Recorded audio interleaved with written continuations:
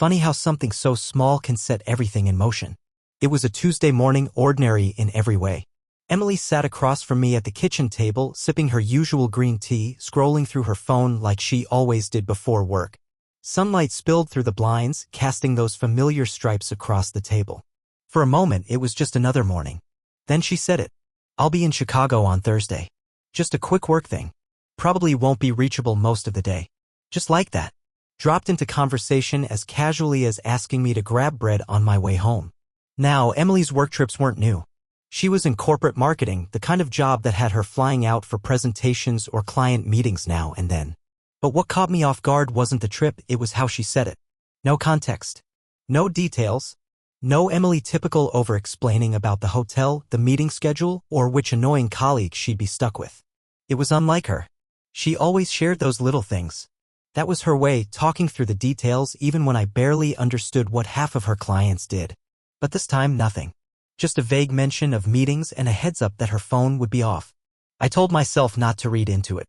People get busy. Maybe she didn't feel like explaining every trip anymore. Maybe I was being oversensitive. But even as I told myself that, a quiet voice in my head whispered, "This isn't normal." Later that evening, that whisper got louder. Emily had cooked us dinner, her famous shrimp pasta, the one she made when she was either trying to butter me up or distract me. We laughed, we talked about work, about plans for the weekend. Everything felt fine. Almost too fine. Like she was putting on a show.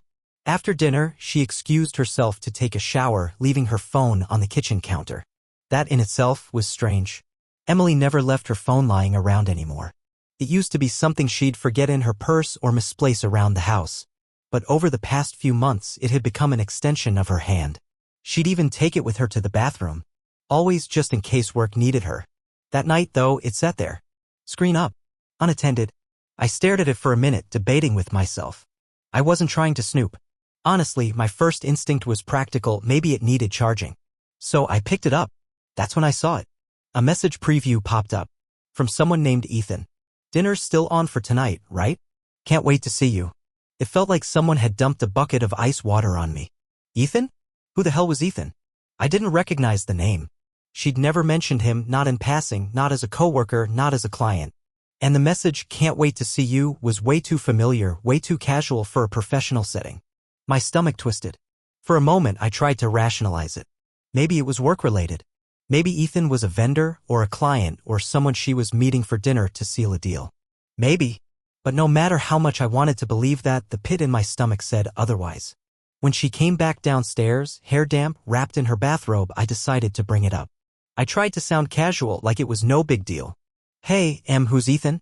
The way she paused just for a fraction of a second was all the answer I needed. "Oh, Ethan?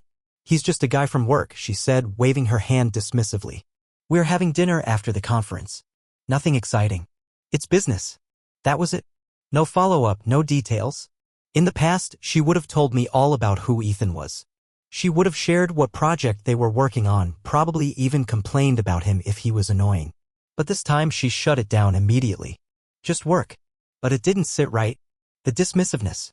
The lack of eye contact. The way she changed the subject right after. I didn't press. I didn't want to seem paranoid. But the doubt had already taken root. That night, lying in bed next to her, I couldn't sleep. My mind kept replaying that message. The phrasing. The familiarity. "Can't wait to see you. That's not how you talk about business dinners." I glanced over at her. She was already asleep or pretending to be. Her breathing was even, face turned away from me. I remember staring at the ceiling, thinking about how easily trust can crack. One message. One name I didn't recognize. That's all it took. I hated how suspicious I felt. That wasn't me. I wasn't the jealous type. I'd always prided myself on trusting Emily, giving her space, not being the kind of guy who checked his wife's phone or questioned her every move. But that night, something changed. It wasn't about jealousy. It was about instinct. And my instincts were screaming that something was off. Over the next few days, I watched her more closely. Nothing drastic. Just observations. She was quieter than usual. Her phone, once again, was glued to her side. Notifications would light up the screen and she'd swipe them away quickly, sometimes leaving the room to respond. She had always been transparent with her phone, even showing me funny texts from her friends. But now? It was a vault. I started to notice the small shifts. Her getting home later than usual. The new perfume she started wearing, heavier, more noticeable, not her usual subtle floral scent. When I asked about it, she smiled and said she just felt like a change. And maybe she did. Maybe it was innocent. But all of it combined with that message painted a picture I couldn't ignore. The conference in Chicago came and went. She returned home looking fresh, not exhausted like she usually was after those trips. And when I asked how it went, she gave me the most generic answer possible. It was fine. Meetings, presentations. You know how it is. That was it. No stories. No funny anecdotes about her coworkers. No complaints about the early flights or the terrible coffee at the venue. Just, it was fine. I nodded, pretending to accept it. But inside, my doubts were growing louder. That night, as we sat on the couch watching some mindless show, her phone buzzed again.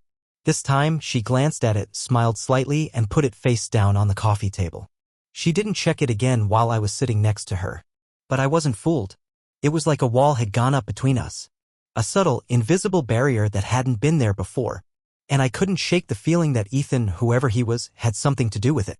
I wish I could say I confronted her again right then and there. That I demanded answers, that we had it out. But the truth is, I didn't. I wasn't ready to know. Not yet. Part of me hoped I was just being paranoid. That it was nothing. That I was reading too much into a text message and a few late nights. But deep down, I knew better. Looking back, that was the first real sign of trouble. The moment when the foundation of our marriage started to crack. It wasn't a big fight or a shocking confession. It was small. Subtle. But it was enough. And once you see that first crack, you start noticing all the others. If the Chicago trip planted the seed of suspicion, the days that followed were what made it grow roots. Emily came back home like nothing had happened. She smiled, kissed me hello, unpacked her suitcase. Business as usual. But there was something different in her eyes. A kind of distance. Like she was physically here but mentally somewhere else. And that's when I realized things don't fall apart all at once. They unravel slowly. Quietly. Thread by thread. For the next week, it was the little things that got to me. She was always on her phone. Not in an obvious way, but in subtle moments. We'd be watching TV and she'd get up muttering something about getting more water, taking her phone with her every time. She'd step out onto the back porch, pretending to scroll through emails, but I could see the reflection of her smile in the window glass. That smile wasn't for me.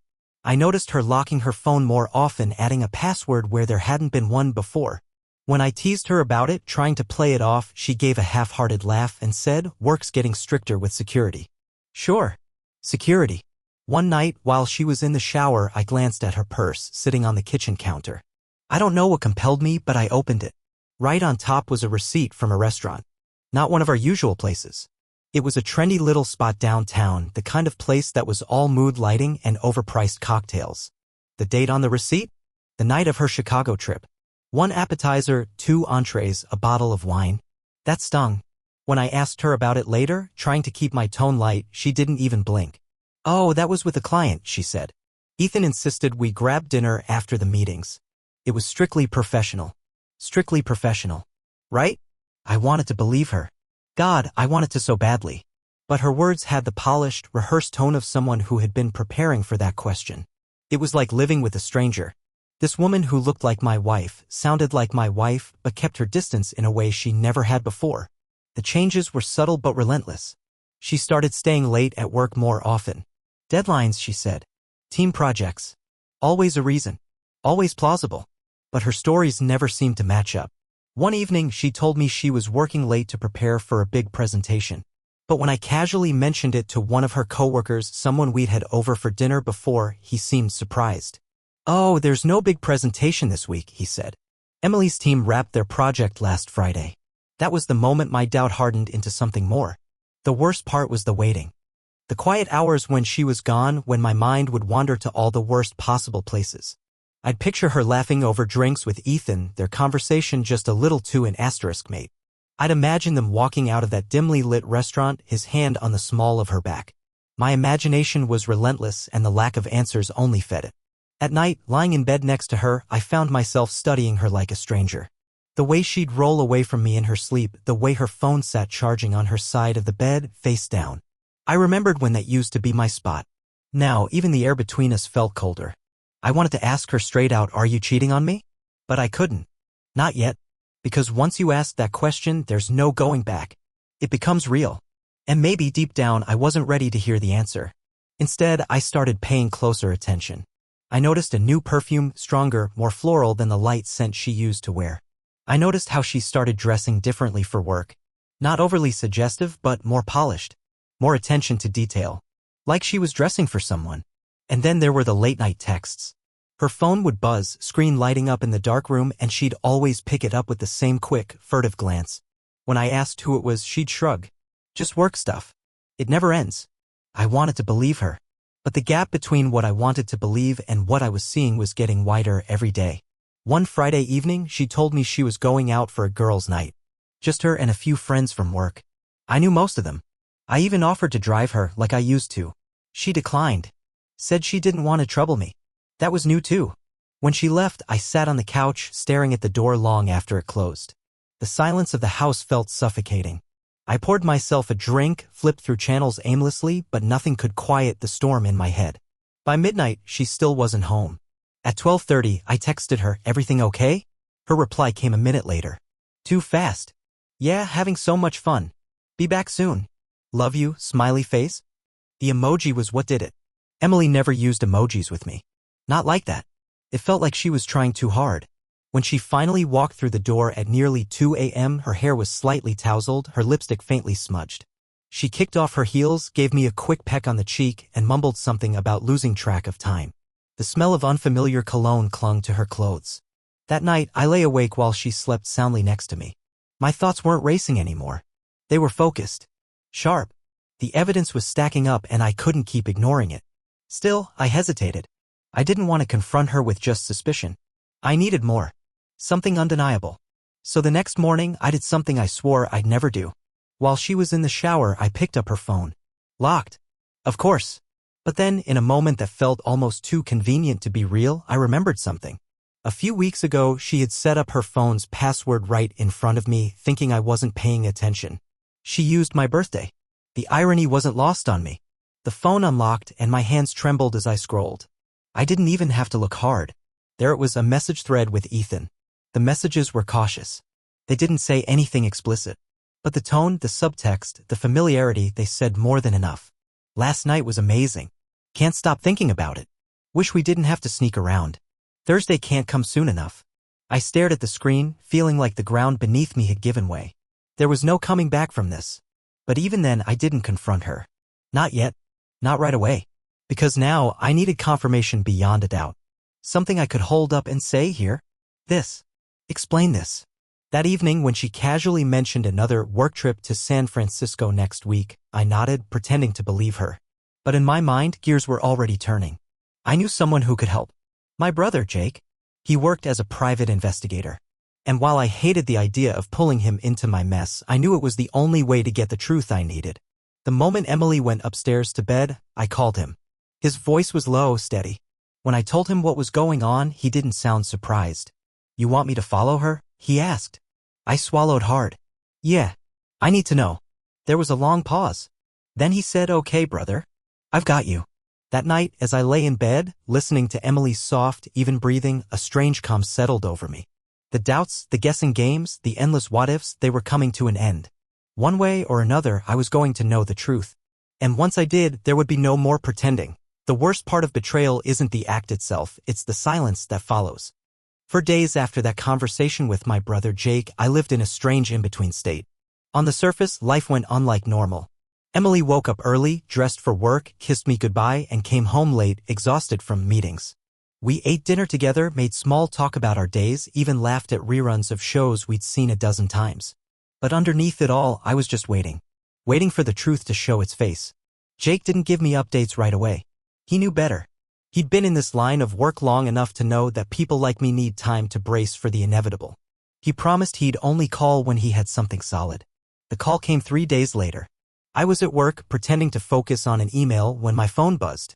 One glance at the screen and my stomach sank. "Jake." I stepped outside, the late afternoon air feeling heavier than usual. "Mark," he said quietly. His voice had a weight to it, like he hated what he was about to say. "I've got your answer." I didn't say anything. I just listened. "She's with him. Ethan. Checked into a motel just outside the city. It's not subtle.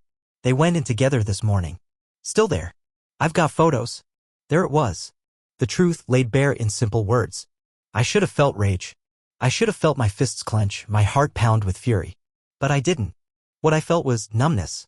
Like the emotional equivalent of standing in a snowstorm, letting it wash over me until everything went quiet. Jake didn't push. He just said, "I'll send you the pictures. Call me if you need anything." I stared at my phone for a long time after the call ended. I knew that opening those photos would be like setting fire to the last thread of denial I'd been clinging to. But the truth was already here. Avoiding it wouldn't change what was real. When the pictures came through, they were exactly what I expected and somehow still worse. Emily walking side by side with Ethan, her hand brushing against his arm in a way that was too familiar, too an asterisk mate.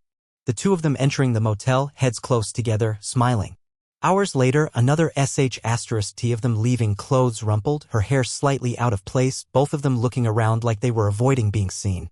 They didn't look like colleagues. They didn't even look like a fling. They looked comfortable. Like they'd done this before.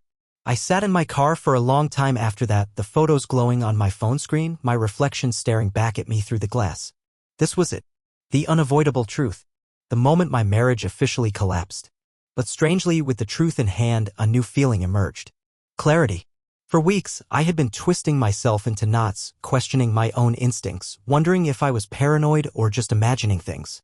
Now, all the noise was gone. There was no more doubt. No more guessing. Just reality. That night, Emily came home a little earlier than usual. She greeted me with a smile, kissed me on the cheek, and asked what I wanted for dinner. The ease with which she slipped back into our routine was staggering. I didn't confront her. Not yet. Not because I was afraid, but because I wanted to see how far she'd go. How many more lies she'd stack on top of the mountain already crushing us.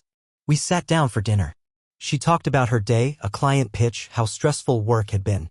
I nodded, asked questions, played along. The whole time, the pictures sat on my phone, burning a hole in my pocket. After dinner, as she cleaned up, I watched her move through the kitchen. Same motions as always. Washing dishes, humming softly to herself. You'd think nothing was wrong. You'd think this was just another Thursday night. But I knew better. I didn't sleep much that night. While Emily slept beside me, her breathing slow and steady, I stared at the ceiling, the weight of what I'd learned pressing down on my chest. What do you do when the person you love becomes the person who hurts you most? The next morning, while she showered, I sat at the kitchen table with my laptop open. I wasn't looking for lawyers yet. I wasn't Googling divorce settlements. Not yet. I was just staring at the photos Jake had sent me. Over and over. Trying to reconcile the woman in those images with the woman who had kissed me goodbye not an hour ago. It's a strange kind of grief, watching the version of your life you believed in get dismantled picture by picture.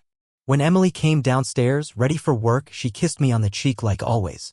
I held her a little longer than usual, not out of affection, but because I wanted to feel the disconnect. The absence of the trust that used to be there. That night, after she went to bed, I made a decision. I printed out the photos. Not because I wanted to humiliate her. Not because I planned some grand, dramatic confrontation. But because I needed the evidence to be tangible. Real. Not just pixels on a screen. I needed to look her in the eyes and show her what she had done. No more lies. No more stories. The next day, I set the stage. When Emily came home, she found me sitting in the living room. On the coffee table in front of me was an envelope. Inside, the photos lay waiting. She greeted me with that same practiced smile. But when her eyes fell on the envelope, something shifted. "Mark? What's this?" she asked, voice light, but I could see the tension in her shoulders. "Why don't you open it and find out?" I said, my tone calm. Too calm. She hesitated, then picked up the envelope.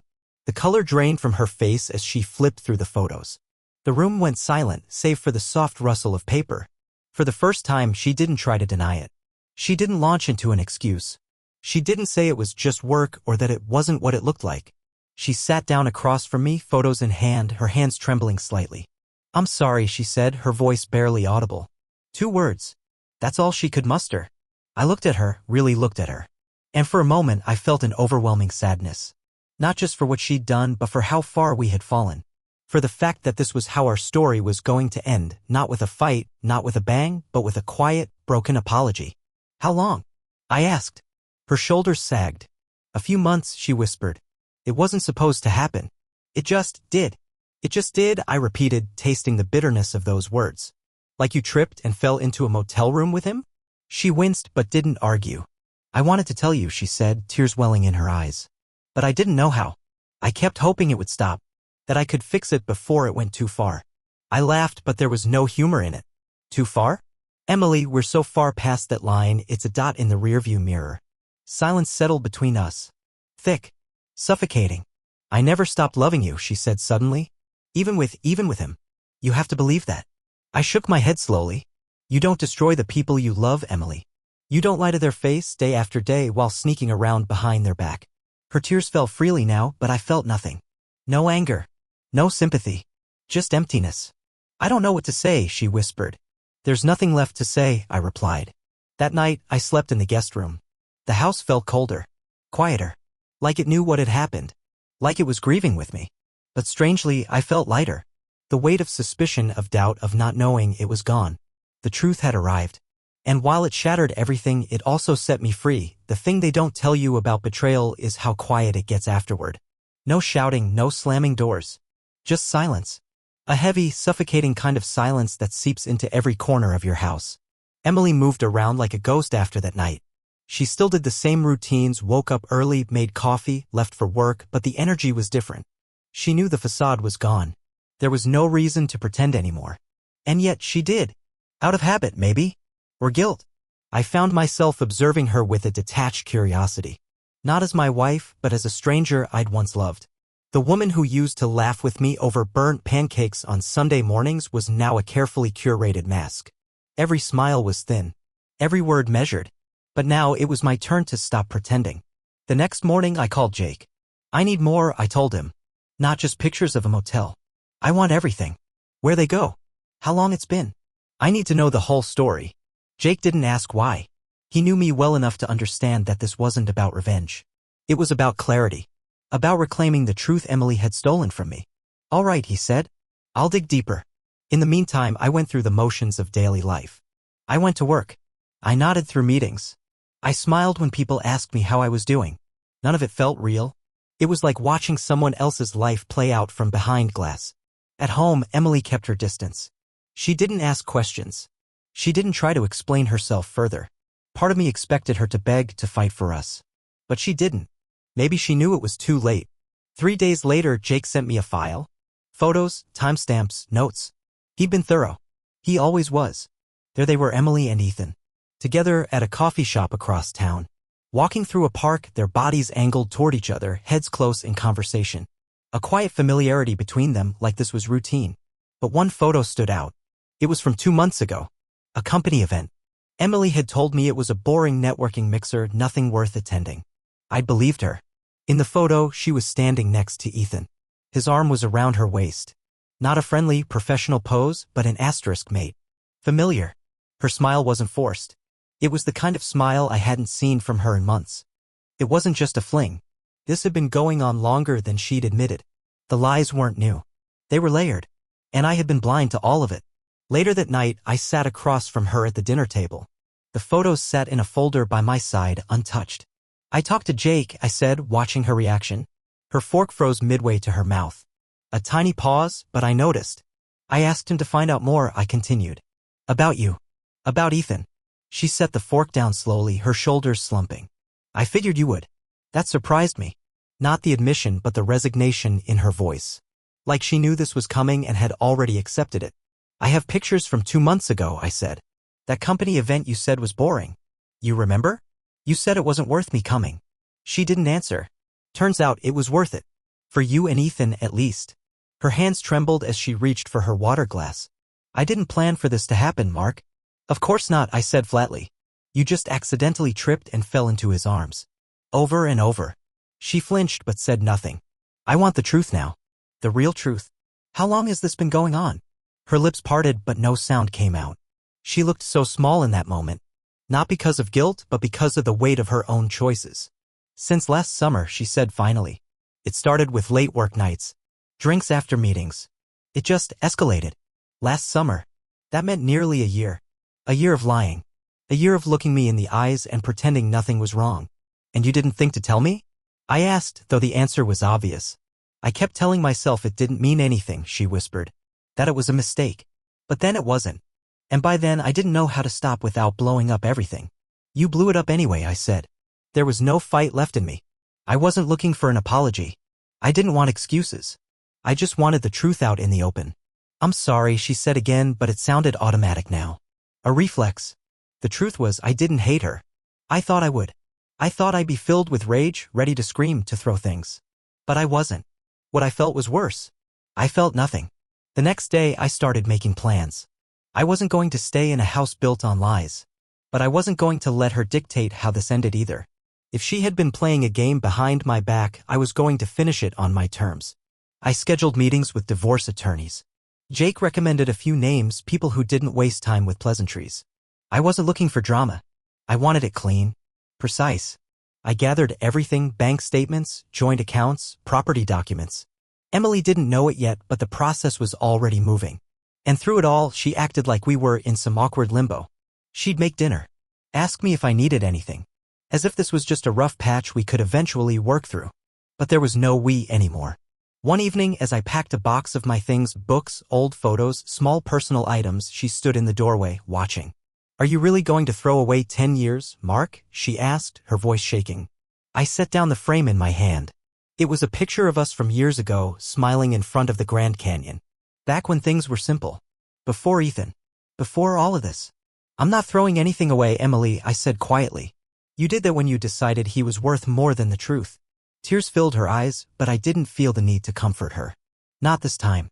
That night, Jay called again. He had one last piece of information. Ethan's not just some fling, he said. He's married. Has been for 5 years.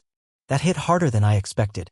Not because of Ethan himself, but because it confirmed just how deeply this deception went. 2 marriages tangled in lies. Jake sent me the details, names, addresses, timelines. Part of me wanted to reach out to Ethan's wife. To tell her everything. But I held back. That wasn't my battle to fight. I had enough wreckage on my own front lawn. Still, the irony wasn't lost on me.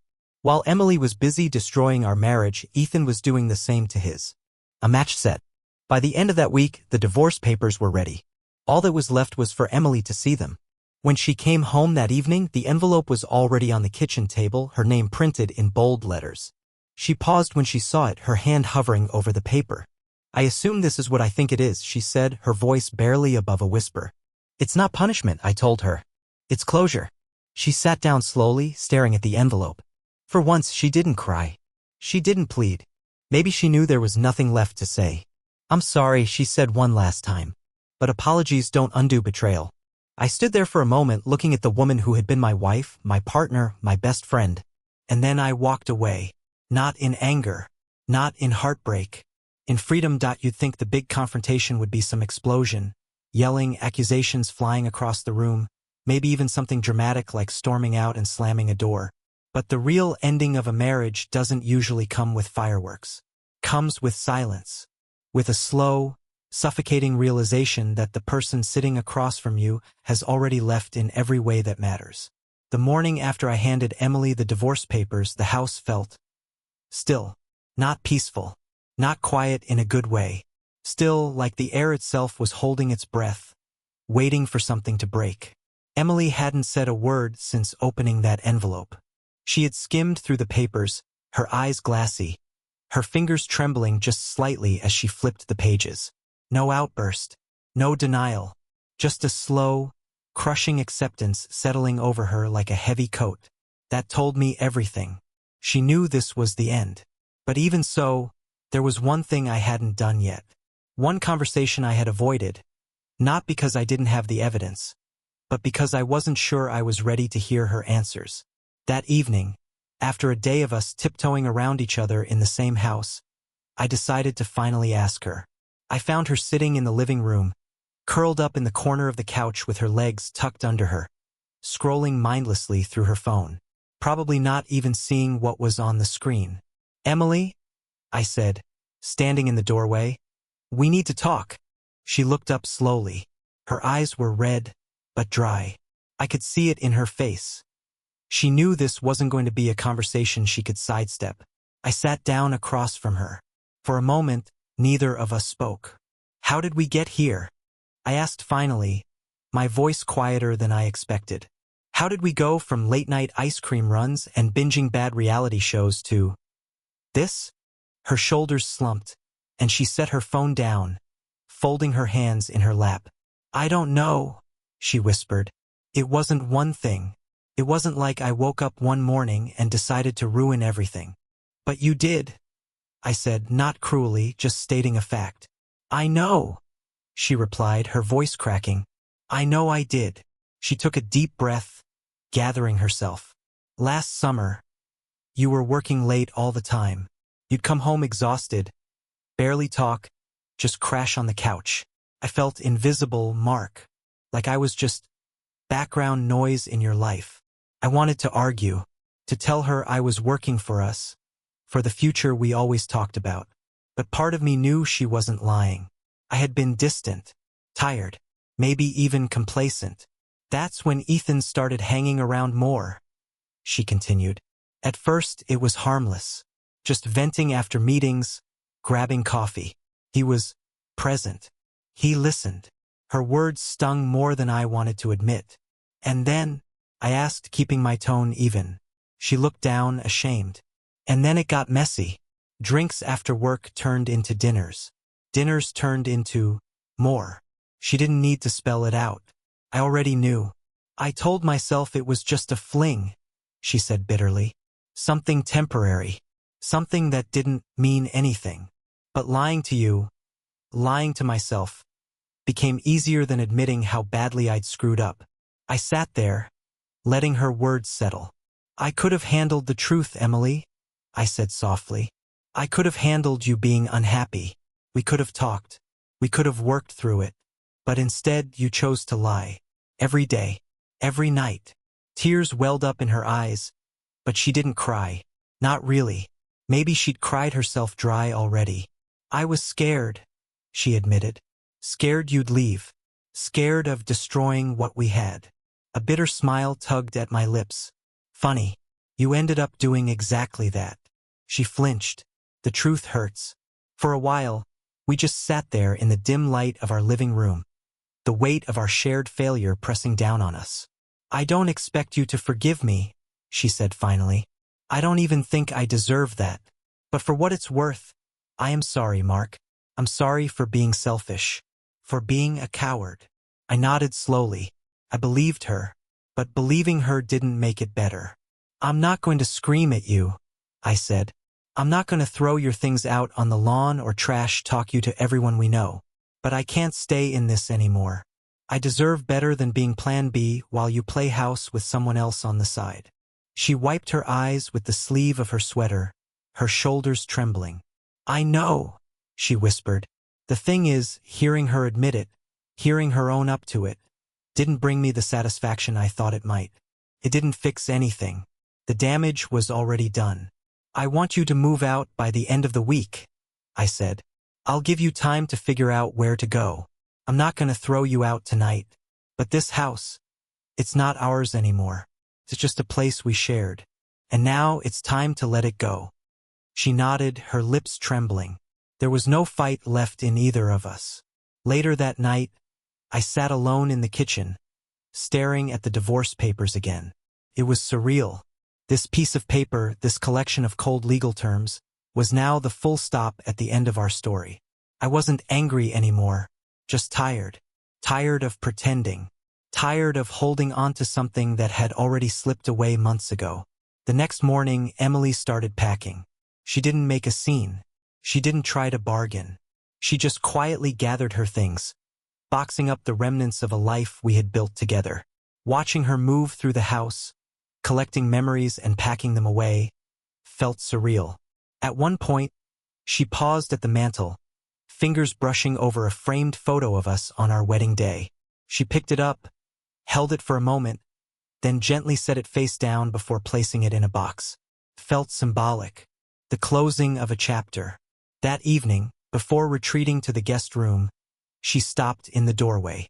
Thank you, she said quietly. For what? I asked, genuinely puzzled. For not turning this into a war, she replied. For giving me the chance to leave with some dignity. I didn't respond right away. What do you say to that? Just because you hurt me, I said finally, doesn't mean I need to hurt you back. We're not those people. Or at least I'm not. She offered a sad smile, then disappeared down the hall. The next few days passed in a blur of cardboard boxes and polite, almost businesslike exchanges. The int asterisk Macy was gone. We were just two people dividing up assets, memories, and regrets. When she left for the last time, her car packed to the brim, she paused in the driveway, rolling down the window. "I hope you find someone who gives you what I couldn't," she said.